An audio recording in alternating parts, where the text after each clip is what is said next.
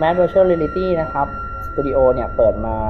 ตอนนี้ก็ครบ1 ปีนะครับเมื่อเดือนตุลาที่ผ่านมานะครับเราเน้นเรื่องการทำอะไรที่เกี่ยวกับ Virtual Reality นะครับแต่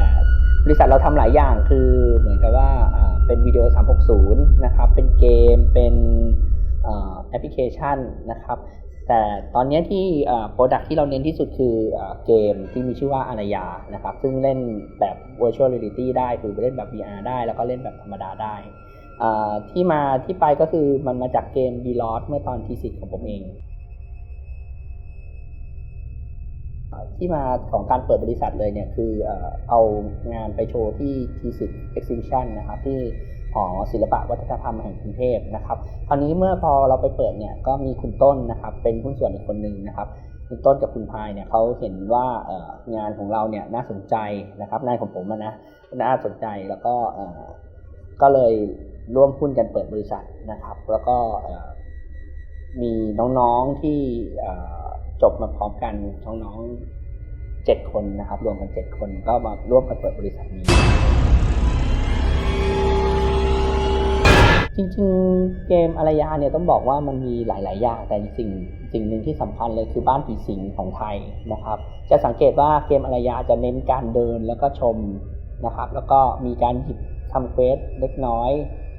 ให้พอมันมีอะไรบ้างให้ได้เล่นมันเป็นเควสเพื่อเป็นเกี่ยวกับเนื้อเรื่องแต่หลักๆแล้วคือคล้ายๆกับบ้านผีสิงนะครับเพราะว่าเราทำแนวคิดว่าตอนที่ออกแบบบีลอนเนี่ยคือผมได้ไปบ้านผีสิงที่พัทยาครับเราก็แบบว่าเห็นมีลิฟลี่ที่พัทยาเราไปแล้วก็เราก็เห็นมีเฟดดี้ไม่ใช่ที่เขาถือเลื่อยวิ่งออกมาพอวิ่งออกมาไล่คนข้างนอกเราก็รู้สึกประทับใจแบบว่าเอ้ยเขาทำได้ดีนะเรารู้สึกว่าแต่ยังไงล่ะแล้วเราจะทำยังไงให้คนที่เขาไม่มีโอกาสเนี่ยมาตรงนี้เนี่ยเขาสามารถเล่นที่บ้านได้เราก็เลยออกแบบเกมที่มีชื่อว่า B-Lost นะครับให้เป็นเหมือนกับบ้านผีสิงคือคุณชมบ้านผีสิงธรรมดาที่อยู่ที่บ้านคุณได้นั่นเองคราวนี้เนี่ยเมื่อแรงบันดาลใจมันเป็นอย่างนั้นเนี่ยเราก็เลยเอามาต่อที่ตัวเกมอารยาต่อคือเราต้องการให้คนที่เขาเล่นเนี่ยเล่นง่ายคืออันดับหนึ่งคือเราต้องการให้เขาเล่นง่ายฮาร์ดคอร์ก็ยังเล่นได้เราก็มีเควสที่เป็นพวกพัซเซิลเพื่อที่จะให้เขาติดตามแล้วก็เป็นพวกเนื้อเรื่องหลักอะไรอย่างเงี้ยครับให้คนได้ติดตามแต่เรายังจะคงเน้นถึงการที่เดินแล้วก็ดูชมแล้วก็หนีนะครับ ของเราจะเป็นเน้นอารมณ์อย่างนี้มากกว่าเพื่ออะไรเพื่อว่าเราไปเล่นบ้านผีสิงของฝรั่งมาเยอะเลยหมายถึงว่าเราเล่นเนี่ยของเมืองนอกบางอย่างมันเราตกใจในฐานะที่แบบว่ามันดูเป็นฆาตกรดูแบบแต่เรายังไม่เคยได้สัมผัสแบบบ้านผีสิงที่ถ้าเรามาวิ่งหนีผีปอบล่ะที่เป็นผีปอบเราดูแต่ในหนังมันดูตลกนะครับแต่ถ้าไปในเกมมันจะไม่ได้อารมณ์แบบนั้นถ้าวิ่งหนีมันจะดูอารมณ์มันจะมากกว่าแต่มันเป็นของไทยเสียงเรียกตะโกนข้างๆหูแบบว่ามึงออกไปเลยเนี่ยมันอารมณ์มันมากกว่า get out อารมณ์มันไม่ได้เราแรงบันดาลใจตรงนี้มากกว่าที่เอามาให้เราทำเป็นเกมอารยาคือเหมือนกับว่าเราต้องการที่จะเหมือนเป็นกึ่งบ้านผีสิงที่คุณได้ชมแล้วคุณก็ได้เล่นกับมันคุณได้รับบทเป็นตัวละครตัวหนึ่งที่อยู่ในเกมเราทั้งหมดเราจะมี3ตัวละครที่แตกต่างกันนะครับตรงนี้แหละมันคือแรงบันดาลใจหรือแนวคิดในการออกแบบเกมอารยาถ้าสังเกตจากคลิปที่ออกไปจะเห็นว่ามันจะเป็นการเดินชมเดินแล้วก็มีจังหวะต่างๆนั่นแหละครับมันเป็นคล้ายๆกับบ้านผีสิงคนจะถามว่าทำไมเกมอารยาเนี่ยถึงไม่เห็นมีแบบเควสอะไรเลยเกมเดโมเนี่ยมันออกแบบมาให้เพื่อให้คนเล่นจบภายใน10 นาทีโดยที่ไม่ต้องคิดมากคุณเล่นคุณหลอนจบ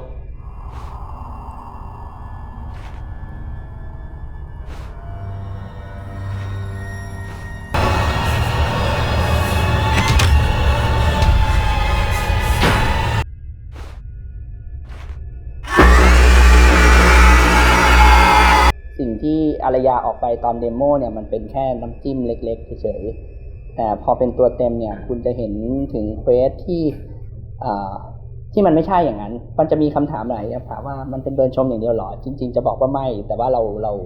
เราจะยังไม่ได้บอกออกไปเรายังจะอุบเอาไว้ก่อนเนื้อเรื่องของเกมเนี่ยมันเกี่ยวกับโรงพยาบาลหนึ่งนะครับที่ชื่อว่าโรงพยาบาลนภาวันนะครับคราวนี้โรงพยาบาลนี้มันถูกสั่งปิด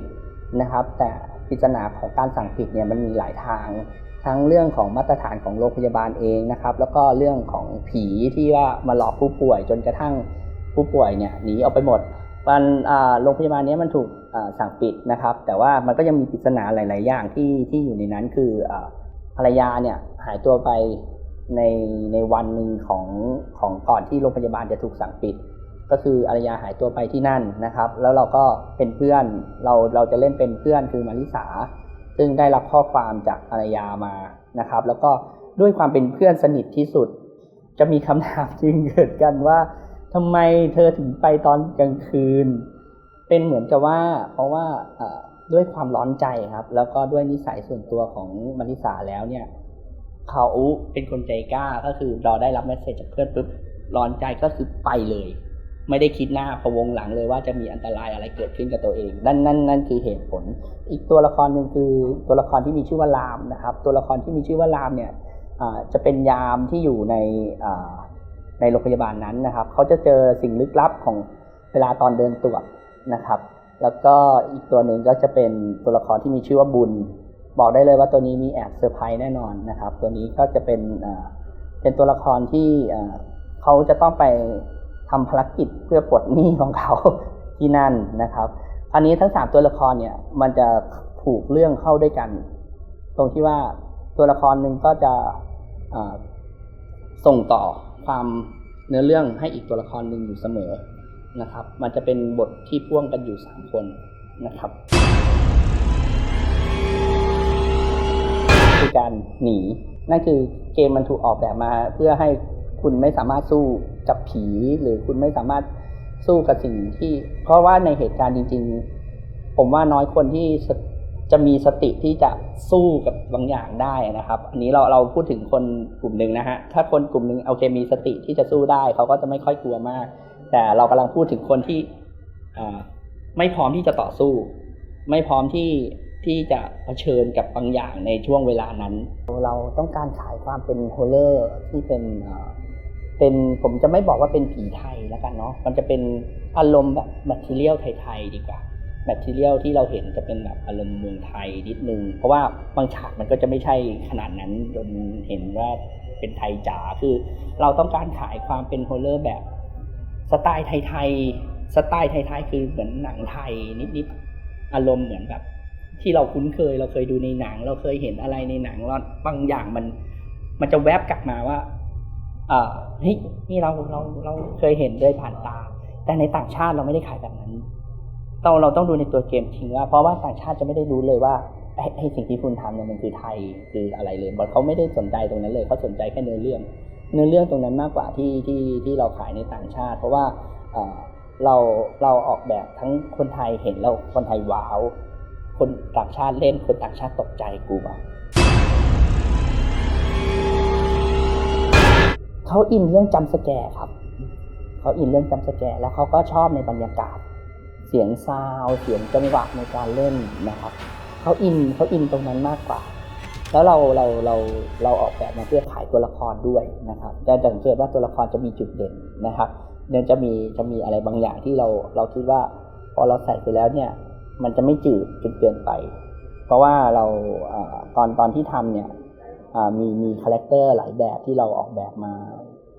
เราก็ดูหลายเกมนะครับเราจะทำยังไงให้คาแรคเตอร์ของเราโดดเด่นขึ้นมาได้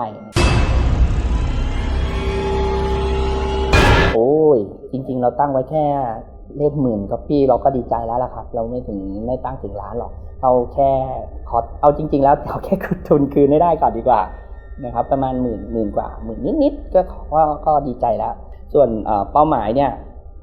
จริงๆก็อย่างที่บอกคือเป้าหมายเราอยากจะสร้างเกมต่อไปอีกเรื่อยๆทั้งเกมโฮลเลอร์เองหรือเกมอื่นๆที่เกี่ยวกับ Virtual Reality นะครับ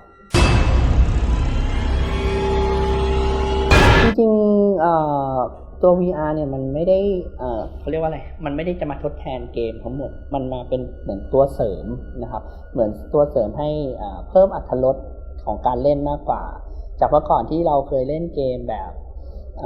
ธรรมดา2มิติที่เราเล่นที่หน้าจอเนี่ยถ้าบางคนที่เขาอยากจะเข้าไปสัมผัสจริงๆเนี่ยเขาก็สามารถทำได้หมายถึงว่าเมื่อก่อนเนี่ยผมเล่นซิมทีมพาร์คนะครับเป็นเกมสร้างสวนสนุกเราก็อยากแบบว่าพอเราสร้างเสร็จแล้วเราก็อยากจะแบบอยากเดินลงไปเล่นดูบ้างว่าไอ้สวนสนุกที่เราสร้างเนี่ยมันจะเป็นยังไงนะครับซึ่งตอนนั้นมันก็คงจะทำได้แค่แบบ